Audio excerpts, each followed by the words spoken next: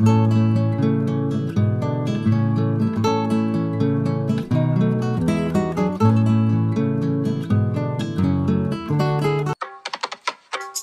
ప్రాణ ప్రియుడవు, నాదు వరుడవు, ప్రేమామయుడా యేసయ్యా, నిన్నే ప్రేమిస్తున్నా. ప్రేమామయుడా యేసయ్యా, నిన్నే ప్రేమిస్తున్నా. నా ప్రాణ ప్రియుడవు, నాదు వరుడవు, ప్రేమామయుడా యేసయ్యా, నిన్నే ప్రేమిస్తున్నా.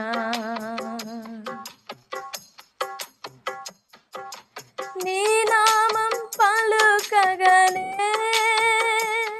నా హృదయమంతా పరవశించే. నీ నామం పలుకగనే నా హృదయమంతా పరవశించే. నీ ప్రేమను గూర్చి పాడగా మదియంతా మురిసిపోయేదే. నీ ప్రేమను గూర్చి పాడగా నా మదియంతా మురిసిపోయేనే. నా ప్రాణ ప్రియుడవు, నాదు వరుడవు, ప్రేమామయుడా యేసయ్యా, నిన్నే ప్రేమిస్తున్నా. నీ మోము చూడాలని, నీతో పరవశించాలని, నీ పాదం చేరియుంటి, నీ చిత్తం తెలియాలని. నీ పాదం చేరియుంటి, నీ చిత్తం తెలియాలని. నా ప్రాణ ప్రియుడవు, నాదు వరుడవు, ప్రేమామయుడా యేసయ్యా, నిన్నే ప్రేమిస్తున్నా. నా నోటి మాటలన్నీ నీకింపుగానే ఉండాలని. నా నోటి మాటలన్నీ నీకింపుగానే ఉండాలని. నా హృదయ ధ్యానమంతా ధూపమై చేరాలని. నా హృదయ ధ్యానమంతా ధూపమై చేరాలని. నా ప్రాణ ప్రియుడవు, నాదు వరుడవు, ప్రేమామయుడా యేసయ్యా, నిన్నే ప్రేమిస్తున్నా. ప్రేమామయుడా యేసయ్యా, నీతో ఉండెదను. నా ప్రాణ ప్రియుడవు.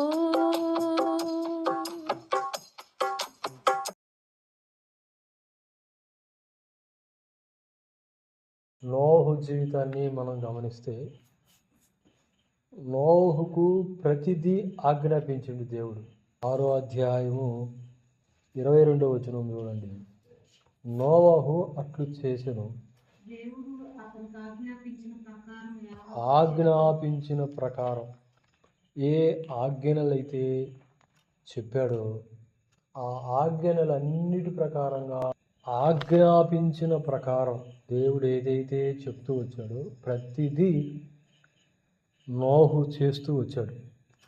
కానీ ఇక్కడ 8వ అధ్యాయము 20-21 వచనాల్లో మనం చదివితే అక్కడ తనంతట తానే బలిపీఠం కట్టి ఆ బలిపీఠం మీద కొన్ని పవిత్ర పక్షులను, పవిత్ర పశువులను తీసి అర్పించినట్టుగా మనం చూస్తాం. ఎందుకని దేవుణ్ణి అడగలేదు ఆ విషయం? తనంతటా తానే ఎందుకు బలిపీఠం కట్టి ఆ అర్పణలను నడిపిస్తున్నాడు? అంతకుముందు చూసాం కదా, ప్రతిదీ కూడా దేవుడు ఆజ్ఞాపిస్తూ వచ్చాడు. మరి ఇది ఆజ్ఞాపించలేదుగా.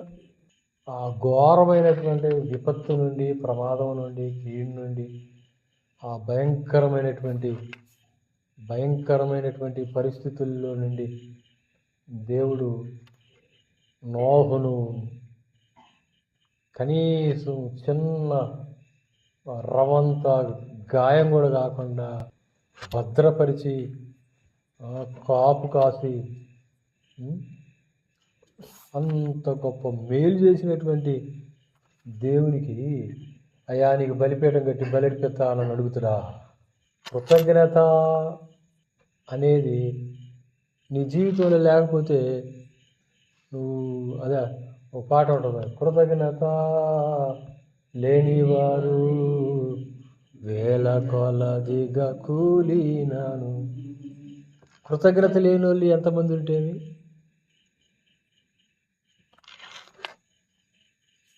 కృతజ్ఞత లేని వాళ్ళు ఎంతమంది ఉంటే?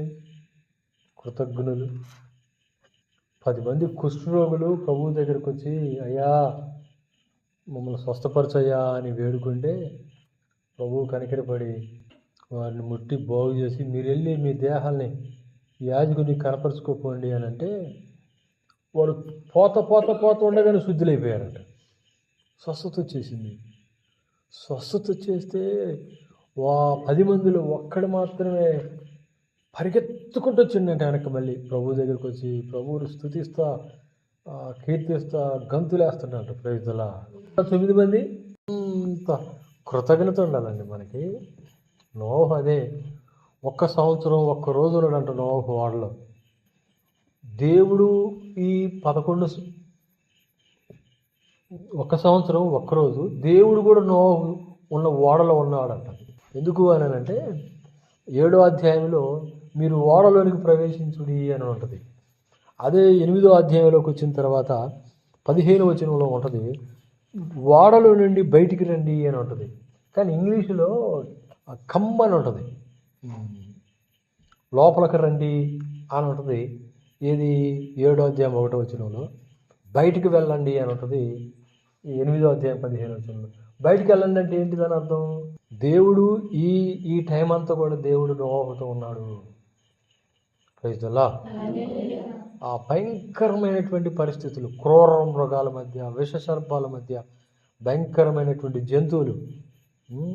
గడిచిన వారం చెప్పుకున్నాం కదా, జంతువులు నోహు వెళ్ళి సాటింపేసి పిలవలేదంట.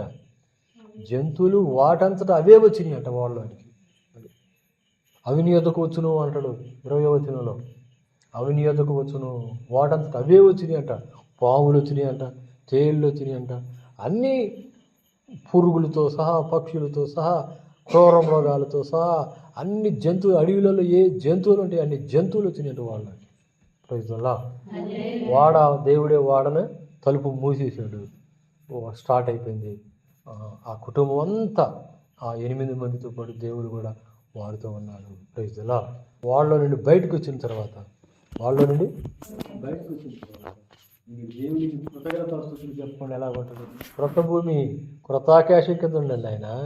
ఆ ఎగతాళి చేసే మనుషులంతా, హేళన చేసే మనుషులంతా, తిరస్కరించే మనుషులంతా, దేవునికి లోబడని భక్తిహీనుల సమూహం మునిగిపోయింది. నోహుని ఎగతాళి చేసిన వాళ్ళు, నోహుని చూసి కేరింతలు పెట్టిన వాళ్ళు, నోహుని చూసి పాటలు పాడిన వాళ్ళు, దేవుని విమర్శించి దేవుని ద్వేషించిన మొత్తం కొట్టుకుపోయాను. దేవునికి స్తోత్రం. ఇప్పుడు దేవుని అడగాల, అయ్యా నన్ను ఇంత కాపాడినవు కాబట్టి అడుగుతామా? మన ఉత్సాహం కొలది, సంతోషం కొలది, మన హృదయం ప్రేరేపించే కొలది రైతులా మనమే కూడా ఇచ్చేసుకోవడానికి కూడా మనం సిద్ధపడతాం. మనల్ని నోహు బలిపీఠం మీద పక్షుల్ని జంతువులు అర్పించుడు కానీ సిలువ బలిపీఠం దగ్గర హెబ్రీ పత్రిక 13వ అధ్యాయం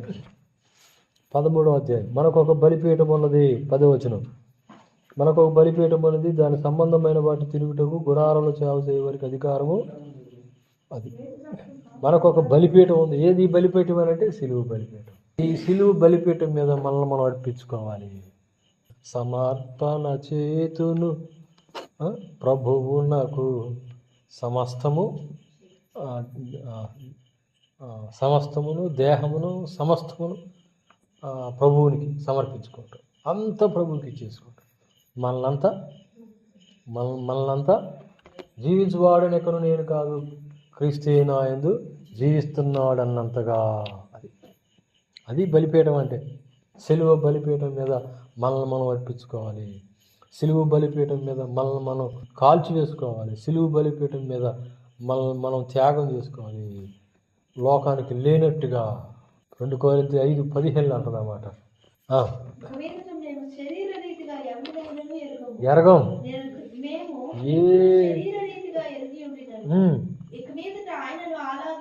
అది ప్రైజ్లా.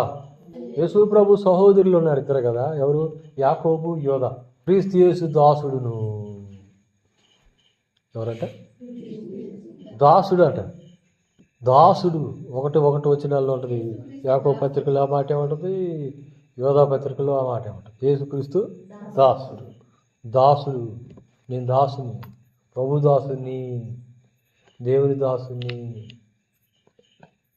ఎక్కడ కూడా నా అన్న ఈ 2 పత్రికలలో ఉండదు అన్నమాట. ఎక్కడ ఉండదు అన్నమాట. యేసుక్రీస్తు దాసుడు. కంప్లీట్గా చనిపోవడం అంటే ఏంటి? లోకానికి మర్చిపోవడం. లోకం మనల్ని మర్చిపోవాలి, మనం. పౌలు అంటాడు, శరీర రీతిగా మేము ఎవరిని ఎరగము. ఎందుకు అని అంటే, నేను క్రీస్తుతో కూడా సిలువ వేయబడి చనిపోయాను. జీవించేది నేను కానీ కాదు. ఆ స్థాయి రావాలనంటే, ఆ స్థితికి రావాలనంటే ఎంత చచ్చిపోవాలి మనం.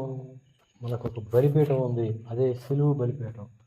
దాని మీద మనం పానార్పణంగా పోయబడాలి, సజీవ యాగంగా దహనం చేయబడాలి. దానికి ప్రభువుని అడగాల, కృతజ్ఞత చెల్లించడానికి. అది నోహు ఆ భక్తిహీనులతో కూడా చావకుండా, నాశనం కాకుండా తప్పించబడి రక్షించబడినందుకు రక్షించిన దేవునికి బయటికి రాగానే అతను చేసిన మొట్టమొదటి పని అదే. బయటికి రాగానే పవిత్ర పక్షుల్లో కొన్ని, పవిత్ర జంతువుల్లో కొన్ని బలిపీఠ మీద అర్పించాడు. ఆ అర్పణ హృదయపూర్వకంగా నువ్వు అర్పించే అర్పణ, కపటంతో, మోసంతో, అబద్ధంతో,